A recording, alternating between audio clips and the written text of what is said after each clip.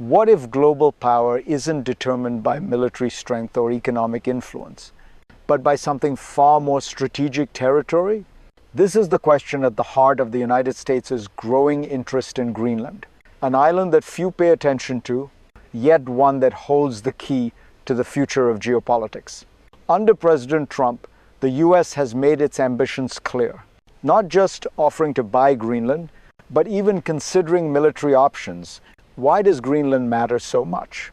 What could this mean for global power dynamics? Before we delve deeper into the implications, let's take a moment to understand how we got here, how it all began, why it escalated, and what it could mean for the future of the Arctic. Greenland, a vast, icy island that few truly think about. Yet it has become a focal point in global geopolitics. Why? Because it lies at the crossroads of the Arctic, a region growing in importance as the world's great powers compete for influence. The United States sees Greenland as a strategic asset. It is rich in resources, and its location gives the US military an upper hand in the Arctic. But there's more. Greenland is not just a piece of land. It is a symbol of sovereignty, territorial integrity, and national pride. Denmark, the country that governs Greenland, has made it clear Greenland's future is in its own hands. Yet, the US has continued to push for control. This raises the central question: can Greenland be claimed as part of a nation's strategic interest? Or is it, as the people of Greenland insist, a place for its own people to decide? To understand the current tensions, we must look at the historical context that led to this moment. To understand the current situation, we must first look back at the history of Greenland. Greenland has been a part of Denmark since 1721, though it was not until 1979 that it gained home rule. Since then, Greenland has had a degree of self-government, with foreign affairs and defense still under Danish control. But Greenland's status has always been complex. While it is a part of Denmark, it has long been a unique territory with its own identity. The US has had a military presence in Greenland since World War II, with Thule Air Base serving as a key strategic location during the Cold War. This base continues to play a significant role in US defense strategy. In recent years, as the Arctic has become more geopolitically important, Greenland has found itself in the spotlight once again, and this time the stakes are much higher. The idea of acquiring Greenland, whether through purchase or other means, has been a part of US political discourse for over a century. But only recently has the conversation turned serious, with President Trump openly discussing it. But what has triggered this renewed interest? Let's look at the current geopolitical dynamics in the Arctic. In the midst of these growing tensions, a key moment came in 2019. President Trump, in his usual bold fashion, floated the idea of buying Greenland. This was no mere offhand comment. It was a serious proposal backed by discussions at the highest levels of government. Trump saw Greenland as a valuable asset for US security, especially as the Arctic became more strategically important. But the idea was met with immediate backlash.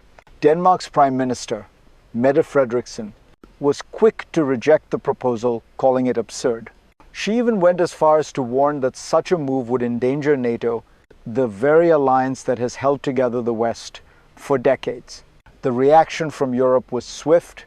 A joint statement from European leaders came soon after, showing solidarity with Denmark. They reaffirmed that Greenland's future should be decided by its people, not by outside powers. But what did this crisis reveal?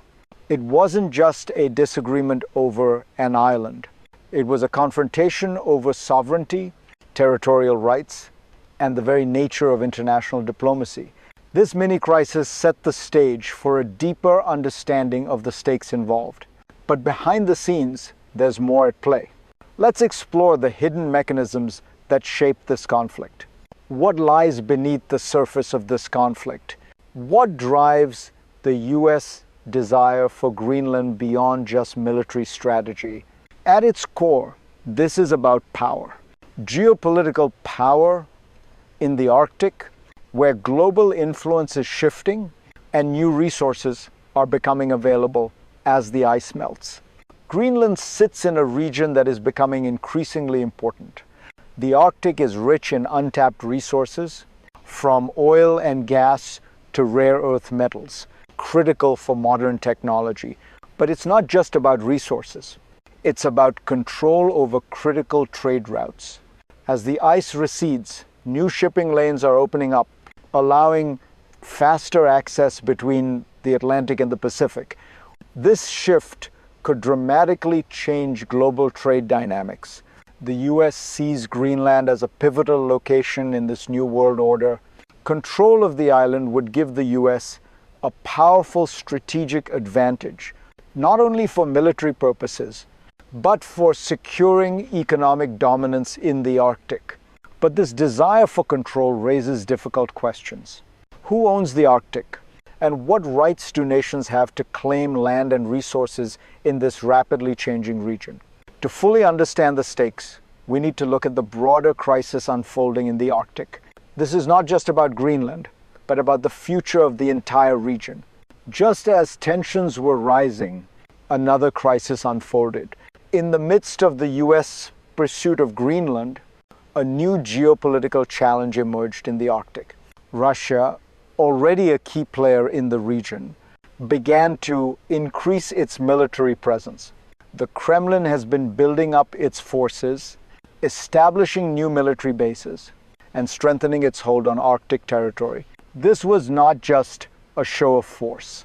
It was a clear signal that Russia saw the Arctic as part of its strategic sphere of influence. And it wasn't the only country moving in. China, too, has expressed growing interest in the Arctic, viewing the region as critical to its future economic and military power. As the US continued to focus on Greenland, it became clear that the Arctic was becoming a new battleground. A battle not just for land, but for control over resources, trade routes, and military dominance. Greenland, once a quiet and distant territory, had now become the epicenter of a larger conflict, and the US, Russia, and China were all vying for influence. This mini-crisis illustrates the growing stakes in the Arctic, where global powers are shaping the future. But what does this mean for the people of Greenland? Let's explore the personal impacts of these geopolitical shifts. For the people of Greenland, this geopolitical struggle is not just an abstract issue. It is personal. Greenlanders have long had a unique identity, separate from both Denmark and the United States. They are proud of their culture, their land, and their autonomy.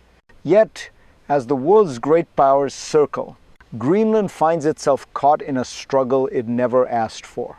The US, Russia, and China all have their sights set on the region, but the people of Greenland are not interested in becoming pawns in this game. In fact, most Greenlanders are opposed to any notion of becoming part of the United States. They do not want their future to be determined by foreign powers. And they fear what might happen if their island is treated like a bargaining chip. Morgan Angayu, an Inuit living in Ilulissat, put it simply, we are already claimed by the Greenlandic people. For Morgan and many others, the idea of Greenland being taken by force, whether through military action or political maneuvering, is terrifying. They want their voices to be heard. They want their future to be in their own hands.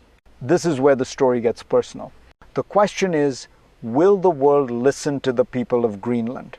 Will they be allowed to decide their own future? The situation in Greenland is not just about one island. It is about the future of the Arctic. And the Arctic is no longer a remote, unimportant region. It has become a global flashpoint. The Arctic's vast resources, its new shipping routes, and its strategic military importance make it a key player in global politics. As the ice continues to melt, the stakes are rising. Nations like the US, Russia, and China are not just concerned with Greenland. They are all eyeing the Arctic as a new frontier, a frontier for resources, trade, and military dominance. The tensions in Greenland are a microcosm of the larger geopolitical struggle playing out across the region. And as these powers jockey for influence, it is the people of the Arctic and the future of international diplomacy that will be most affected. The global consequences of this conflict are undeniable. But what does the future hold? Let's explore three possible scenarios. As we look to the future, there are three possible paths for Greenland and the Arctic. The first scenario is optimistic. Greenland remains a part of Denmark, but with even greater autonomy. The US and other nations respect its sovereignty, and the Arctic remains a space for peaceful cooperation. In this scenario, Greenland thrives. Its people maintain control over their own land, and the Arctic becomes a region of shared resources, collaboration, and mutual benefit. The second scenario is more concerning.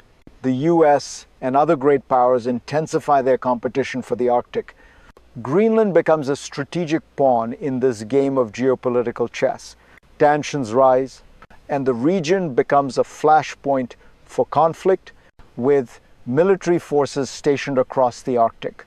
In this scenario, Greenland suffers. The people lose their autonomy, and their future is decided by foreign powers rather than by the Greenlandic people themselves. The third scenario is the worst-case one. Greenland is forcibly annexed by the US or another power. Sovereignty is disregarded, and military force becomes the tool of choice. In this dark future, Greenland is no longer a free territory. Its people are oppressed, their voices silenced. The Arctic becomes a battlefield, and the world is plunged into a new Cold War. These three scenarios show just how uncertain the future of Greenland is. But regardless of the outcome, the world will be watching closely. The future of Greenland is not just about one island. It is about the very principles that shape our world: sovereignty, self-determination, and the balance of power in a rapidly changing global landscape. As global powers vie for control of the Arctic, the people of Greenland stand at the crossroads. Their fate will not only define their future, but the future of international relations and the Arctic itself. In the end, we must ask ourselves, what kind of world do we want to live in? A world where might makes right, where the strong impose their will on the weak, or a world where diplomacy, respect for sovereignty, and the voices of the people matter? Greenland's future will be decided not just by governments, but by the people who stand up and demand their rights. We must remember that the true strength of any nation or territory lies in the freedom of its people to determine their own future. It is time for the world to listen to the people of Greenland. It is time for the world to uphold the values that make us stronger, not divide us further. This is a moment to reflect on our shared future and take action to shape it.